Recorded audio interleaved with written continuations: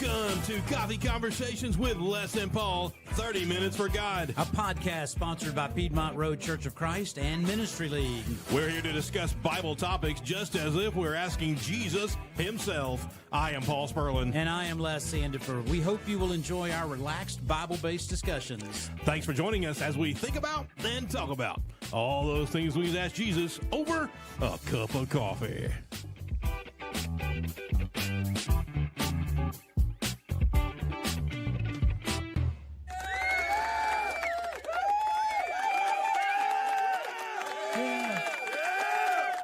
Welcome to Coffee Conversations with Les and Paul, and we're here with you for our show. It's a special Sunday afternoon live show. Leslie, what do you think? I think it's great, and I think we were overdue because we missed Wednesday due to technical difficulties. We did. We're going to get those fixed, but it's good to be back in studio here at Piedmont Road. And yep. Big shout out to them and to Ministry League and everybody else who's involved in all that and who's listening. And we really appreciate you for doing that. Hopefully you have your Bibles open. You have your drink of choice, which is coffee, water, or tea. Good things for everything. Or Sprite Zero. Sprite Zero. That's good. Or Mountain Dew Zero. Or Diet Coke. Coke Zero. We could just go on. Let's just keep going. Just no Pepsi products. Thank you. So we've spent the past, 12, 13 weeks talking about marriage and family and children and raising them or hanging out with them, making their lives better, getting to know each other. We talked about marriage itself. We talked about the ceremony. We talked about, unfortunately, the divorce issue that we mentioned a few weeks in a row. And so now, Les, we're down to the wire. We're down to this is it. This is the final show of this topic. It doesn't mean we'll never come back to it. It just means we wanted to kind of put this in a box and close out this the season of this topic. And so we'll start something new and fresh next week. But this is it. And I say next week. Let's say 2 weeks. Huh? Any final thoughts, right? That's what this show's about. This show is the final thought. Did you ever watch the Jerry Springer show? I've seen the Jerry Springer show. So I don't know that I watched it. The chairs that flew and all the bad things. And it's crazy stuff. Yeah. But at the end of every show, he has like a moral thought. And so that's what this is. Which is ironic. It's very ironic because no morals are happening during that show. But in this show, we do have some final thoughts on that. And that's what this is about. And so feel free, if you're able to, drop some comments, drop some thoughts for us to be talking about. And we'll definitely talk about them because we're live today. Yeah. And if we're interrupting your Sunday afternoon nap, apologize, but jump on in. Yeah. Do you have it up somewhere so we can? Yeah, I'm going to do that. Oh, you're doing that. Okay. Yeah. After I said that, I thought we probably should pay attention to what you're doing. Well, and I let Paul be all things technology. When we're getting doesn't happen often. When we're getting our live stream up and doing that sort of thing. Yeah. We all have our strengths and weaknesses, right? That's right. It's the nature of marriage too. It's part of the whole thing. Yeah. Good job. Yeah. Here we go. So on the real deal wrap up kind of thing is really, we talked about it, and it's really more about just some kind of thoughts we have on having been married for a long time and some things that work and, maybe some things that don't. Those of you that are out there that have been married for any length of time have some do's and don'ts. Oh, this is that time for sure. So if you have something on your mind and you want to just pop it out there on social media while we're going through this, one thing that came to mind when we were kind of prepping for this subject matter is that this has occurred in the not so, and it's been pretty recent that these things have come to me, but somebody said that me and my wife, Charlotte, spend a lot of our time together. And, on the surface, it sounded kind of like an odd question or an odd statement to me because I've had it a couple of different times. And when I reflected on it, I was thinking maybe all marriages aren't that way. We don't have kids. So because we don't have kids, we're kind of, by the nature of it, kind of obligated to have to spend our time together. If we're not, then maybe, I don't know, maybe something's just weird because maybe it's not, but we watch the same shows. We like the same shows. we'll go hike at Kennesaw Mountain occasionally, or we'll run errands together, do whatever it is we're doing in life. But It's pretty neat. I told somebody when they said it to me, I said, well, if we didn't do that, it doesn't sound like we really like being together, and that doesn't really work well for a marriage, does it? Well, what's interesting is marriages are all of different shapes and sizes. Yeah. Everybody deals with their own things and their own drawbacks, but also upshots. That's the opposite of drawbacks. So let me give you the other side of that. Sure. That is, me and Stephanie are clamoring to find time together because we both work. I work full time and excited about that. And she is a PRN nurse, which means she works 2 to 3 days a week. And we have 2 kids in public school. Yeah. So good point. Events go with that. Now, Lainey she just started her senior year, which is crazy to think about. Really crazy. Tyler is 11 and bigger than all of us. Weird. Mm-hmm. Also crazy. Yeah. He's nuts. He's really growing. It's crazy. He's growing tall, but he's losing that KT. fat. I know. I just love the way he says her name. He does. KT. Look at that. Katie just got a shout out. Yeah, about that. But Katie. she gets one at church too. Yeah. He shouts out to her there too. That's true. But it's so the schedule's different. I would give anything if Stephanie and I could just jump in a Jeep, be together, and do stuff all the time. And you know what I mean? Well, and therein lies the crossover. Mm-hmm. It's not that you're living separate lives, right? Oh yeah, inherently, because you want to spend time together. Exactly. You just have life things that keep you from doing that. And we're in a different place, kids and jobs and whatever it is. Yeah, yeah. And so my comment really wasn't necessarily to say that we have some kind of perfect world because we can. Oh no. The truth is we do have opportunities to, but we don't have some of those other distractions. Particularly now, because I just retired and she's not been working for a couple of years. So, I mean, we do have that kind of time. Phase of life. Yeah. But I know people that talk about how he likes to watch baseball or football. She doesn't. So she watches her shows. And so a lot of their time is spent separately in the same house. Mm-hmm. And, that may. His floor, her floor kind of thing. That may work fine for some folks in their relationships, but I think it does give us an opportunity to try to figure out a way to find, more common ground. So we are spending more time together. I'm going to give a shout out to Will and Josie, Mr. and Mrs. William Harris Buchanan. We just got them married up a little over a week ago. Mm-hmm. And one of the things we talked about was, looking for ways to spend time together. So they're new in that relationship, and of course they're going to do a lot of things together because they're young and that's the way it is. But if you just kind of find that common ground as you move on, then maybe you're always wanting to spend that time together. Right. One thing that's happened with us, it's strange. I've told you this. I've lost interest in watching live sports. And that's partly because she doesn't really care to watch them. But at the same time, I got, I had my own personal reasons because I got tired of the commercials and waiting through stuff. I'm the same way because I get tired of them losing all the time. So, so you're driven away simply because they lose. But I mean, that's not the answer for everybody. No. But anyway, it's just one of those off the top of your head things that we're talking about as we wrap up the real deal of marriage and family. Any other? Let's take a time out on that just a second. I'm with you. I want to do a shout out to Tate Sutton because he's watching the show. Thank you, Tate. Hello, Tate. And I want to do a shout out for you and Kayla and your family and baby Oakland. Yep. And just letting you know that y'all are in our prayers, and we'll just leave it at that. Just let you know that. And I will tell you, your family. Your brother brought it to our attention a couple of times during his sermon today, and wove the topic in nicely into what he was saying. So he's concerned about you guys.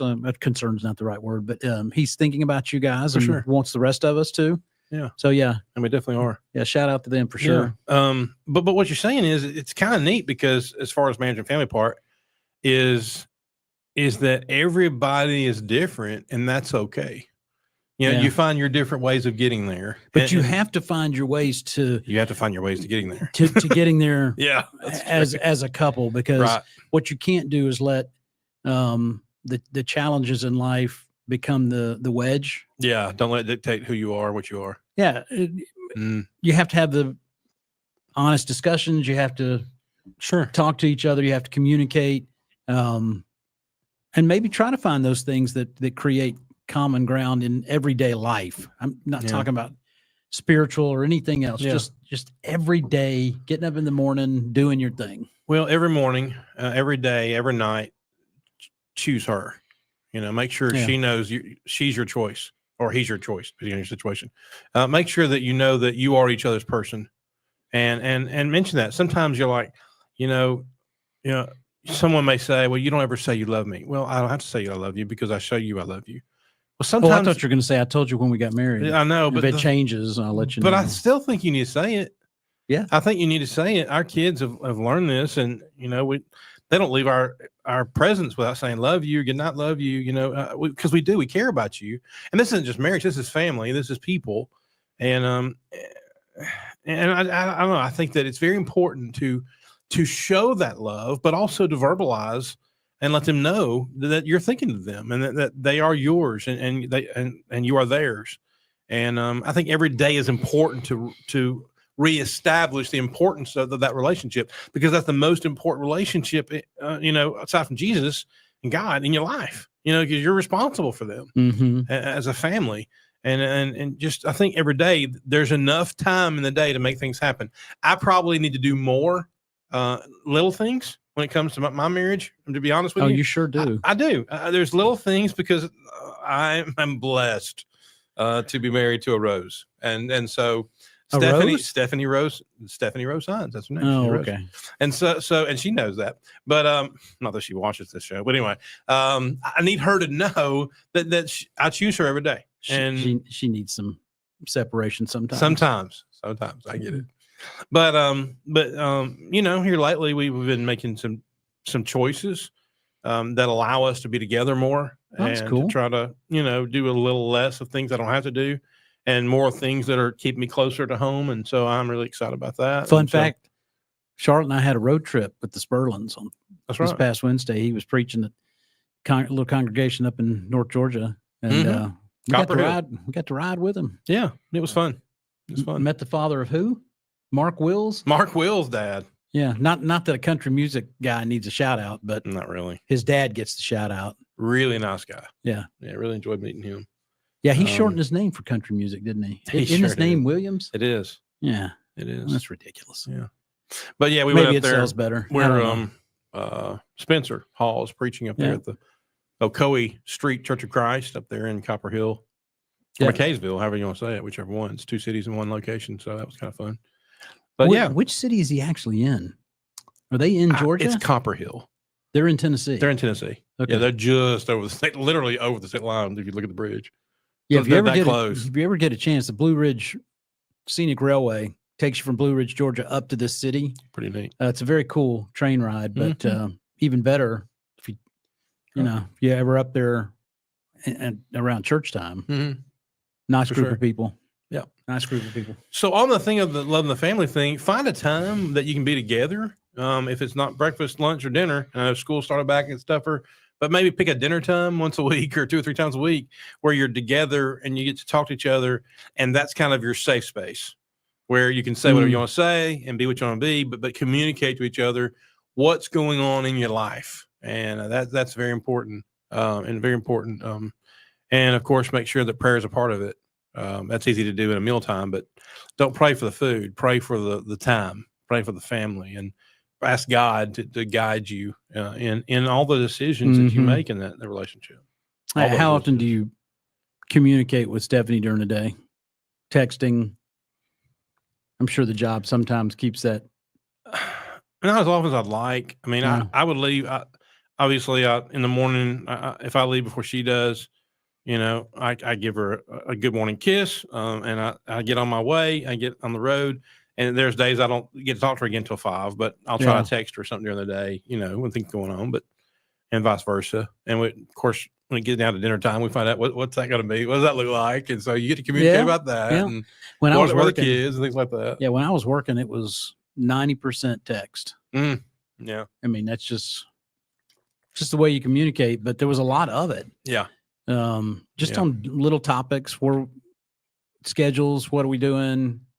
What's after work? Sure. How are we doing this? How are we doing that? And that's great. But communicate as you can, like if she's at work, if that's at work, there's no talking to her. Right. I mean, she's in the healthcare system. So yeah, she has business. that's it. Mhm. My job is a little more fluid where I'm able to communicate that way in other ways, but communicate how you can, keep in touch through the day. Yeah. Let them know you're thinking of them. I think that's important. It's not checking on, it's just checking in. There's a difference. Oh yeah. It's just staying in touch. Yeah. That's good stuff. Yeah. I mean, some days you don't get to do that because whatever's going on, meetings or life stuff, trying to get your job done. But it's cool to be able to stay in touch and do that sort of thing. Sure. Earlier you were talking about saying I love you, those kinds of things, and the love language thing kind of jumped out at me. Comes back. I think that's a specific kind of thing that somebody wrote about different types of ways to communicate your love. But I think it's worth, it's worth us pondering in our lives occasionally, understanding how the other person responds to things, what's meaningful to them, what's not meaningful to them. We can throw flowers at somebody all day long, but if that doesn't resonate, with your wife, then maybe that's not the best way to say, I'm thinking of you. Maybe there's another way to do it, whatever that is. Well, if you're early in the relationship, you're still trying to figure that out. Or hopefully before you married them, you figured that out. But you're still trying to become an expert in the area. But as we get older, and I say older, Les and I have been married to a long time, Charlotte and Steph, for a long time. And so we've learned what hits right, what the feels, what affects in a positive way, and so we know what it is. And so once you figure that out, you need to work on that and try to major in that and make sure that they know that they're so important. So something that I do in wedding ceremonies, I'll use this line. This is so important that you need to honor each other when you're in the privacy of your own home, but you need to honor each other when you're among the friends, when you're among people. People need to know how much she or he means to you in your life. If you keep that a secret, you're not helping your relationship. I think the more, and we talked about this before the show started, and you want to get into this. This is good for that. Is make sure and highlight who they are when you're among other people, so people see and understand the respect, the love you have for your loved ones, even when you're not with them. Yeah. One of the things that we talked about in the ring part of the ceremony, that not this past Saturday, but the weekend before, was the concept that the ring has a representation. It represents, really when you wear it, it represents to each other how you feel about each other.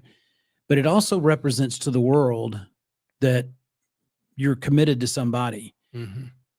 But the ring's a visual, but your words are way, way more important. Right.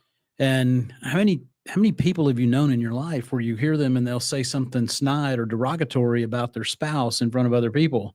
Yeah, it's not good. I don't get it, because to me, that just makes you look stupid. It doesn't help anybody. Because you're the one that married them, but you're calling them out for something. That's right. If there's something going on, handle it privately. But otherwise, you should just build them up. Yeah. When you're around other people, they should see the positives. And that's a really good point. That's how people should.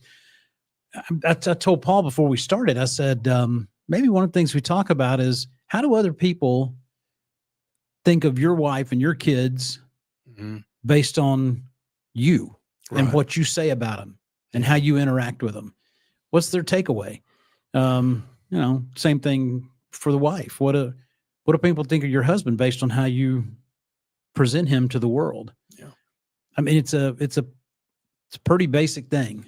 And they'll form an opinion. They will, without ever knowing the person, based on how you describe them or communicate your feelings for them or whatever that is. That's true, and that's important to make sure and establish a strong bond, whether you're in the home or you're out and about through town, because that's also going to help defend against. I hate saying the wiles of the devil using a KJV phrase, but it's defending against the devil, because if you just don't use that version when you're preaching. I'm kidding. I grew up memorizing that stuff. So, but anyway, it's New King James Version. It's all different. That's true. New American Standard, Bob Sperling. You're welcome. We took the these and thous out. That's right. But it is important for people to hear you speak highly of your wife or your kids, like Les just mentioned, especially when it comes to opportunities of being swayed. Because if people see that you love your family, they'll know to avoid discussions that would compromise that love or would compromise those relationships. Great point. So I really think the more we talk good and positive about our families, and you should, because they're your family, it's something you should be proud of. Yes. We take Preach, Paul. that Ephesians 6, 1-6, go through and talk about the importance of how a father treats his kids and how the respect that his children should have for him based on how he treats them and raises them. And I say father, it's father and mother. You're in this together. So keep that in mind. But it's the same is true for husband and wife. The same is true for husband and wife, that when you spend time together and when you're not with them, miss them a lot. Know that you're better when you're with them and make sure the world knows that. And that's important. And that's going to preserve and strengthen that relationship, I think. Yeah, that's absolutely true. And it extends beyond the marriage too. I mean, if you're in that invested in how you're treating them, hopefully that it lays the groundwork for how you're treating others. Right. Now, the flip side of that may be sometimes it's easier to treat others with a full measure of kindness and respect than we do sometimes with those we're around the most that are in our household. And that shouldn't be like that. But maybe proximity is part of that. But at the end of the day, it should kind of permeate all our relationships. That's a really good point. And one thing I want to mention too, back on the kids thing, and this is not a reflection on my children, but this is all children. Why is it? This is my question to you. I need you to tell me this. Help me out. Question of the day. Question of the day. Why is it kids will do more, help more, and find that work ethic that's incredible in the homes of other people, but not their own house? I mean, probably because they're comfortable at home. This is their house. Yeah, could be. Why should I do extra here? I live here, and we've created that atmosphere of safety where they don't feel like they have to do a whole lot. Not that they don't do a whole lot. They do. My kids, they do great. Even Tyler brings the trash cans at the top of the driveway. Oh man, yeah, he's awesome. Does he go straight from the bottom to the top, or does he have to go through the yard and work his way around some trees? No, that's too much tough. Is that okay? Why not just say that's too much tough? That's difficult, man. Tyler likes to be outside. I didn't know if maybe he wanted to play with the trash can over in the yard. So that swing at the bottom of the driveway, he'll just lay out on that thing all day long. He just lays there, and I'll be on the front porch. He just lays there. And I'm like, where's Tyler? I look down. Oh, I see the swing's moving, so I know where he's at. And because I check on him because he loves me, like you said, in the front yard. But I'm like, Tyler, grab that can for me. Will you grab that can? And then here's his words. I will in a minute. I'm like, that's not what I was looking for. Well, he's relaxing. He's just like every other kid, Dad. He's chilling on his front porch swing, his front yard swing. But if you were at my house, or if they were at your house, or over at Katie's, and y'all ask him that, okay, let's go. And I'm not dumping on him. I'm just saying, kids sometimes they do for others more than their own parents, but it doesn't mean they don't love you, parent. Please know they do, but just know, aren't you happy that they're that way with other people too, though? I was just going to say it's interesting because we'll have the nieces and nephews over, whatever it is, and they'll do those things when you ask them to do it, and they'll respond to it, and sometimes you have to politely remind them, yes, ma'am, no, ma'am, to be a little more respectful in the responses than just or that's something. But even then, they do it, and they do what you're asking them to do, and you go back and tell their parents, and their parents are like, well, I wish I could get them to do it at home. I've heard that once. I've heard it 1,000 times. It's pretty common, but at the end of the day, it's like you said, it's nice. I'm sure it's nice for the parent to get that positive feedback. Oh, yeah. When they're representing well outside the house. So when kids help you or assist you or do good things, let their parents know you appreciate it. I think that'd be good. That's true. That'd be good. Yeah. Sometimes we see all the bad. Let's talk about all the good sometimes. Let's do that. Let's find those things. And so I'm not, like I said, I got no struggles with my kids. I love them. I just know that in general, because I was that way. Yeah, I wanted to do something for others before I did for my own folks. Oh, yeah. Okay, Dad, I'll be there later. You'll get me the end. Don't worry, I'll be there. But Yeah, I'm sure we could talk stories after stories after stories of being kids and not being all our parents wanted us to be, for sure. Yeah, my dad, he did throw the KJV at me when I didn't do what I was supposed to do. That whole woe be unto you stuff. There's nothing worse than a thee or thou or woe or whatever it is. Stop. Yeah, I'll do better. There we go. Just don't throw the KJV English words at me. That's funny. Well, we're glad you stuck around with us for these few weeks of family talk, marriage, and so, all those sorts of things. We did get some feedback on some of the shows. That's always nice. It is to have some feedback on those topics. Definitely, and keep them coming. Yeah, and we'll move on to something else. Yeah, relationship related, I'm sure, of a sort, with God and others. With God and others. So we'll do that next time around. Over the next cup of coffee.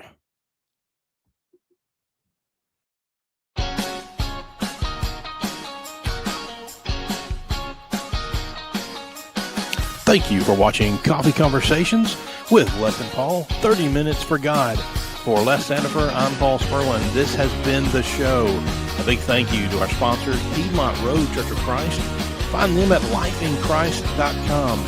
Also, ministryleague.com. Find all the resources, the psalm book, and everything you need there, and all the podcasts right there at ministryleague.com. And also Citadel Bible Institute at citadelbible.net. Cast your nets to learn how to preach, teach, connect, and do ministry. We hope that you will tune in next week for another installment of Coffee Conversations with Les and Paul. Thank you for being with us, and we look forward to being with you over that next cup of coffee.